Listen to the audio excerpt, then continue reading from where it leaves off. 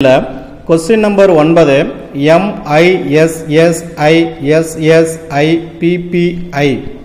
என்ற வார்த்தையில் உள்ள எழுத்துக்களை பயன்படுத்தி எத்தனை வெவ்வேறான வரிசை மாற்றங்கள் உருவாக்கலாம் அப்படின்னு क्वेश्चन கேட்டிருக்காங்க. இப்போ ஃபர்ஸ்ட் தீர்வு கண்டுபிடிக்கிறோம். அப்ப MISSISSIPPI மொத்தம் எத்தனை எழுத்து இருக்குன்னு பார்த்தோம்னா 11 எழுத்து இருக்குது.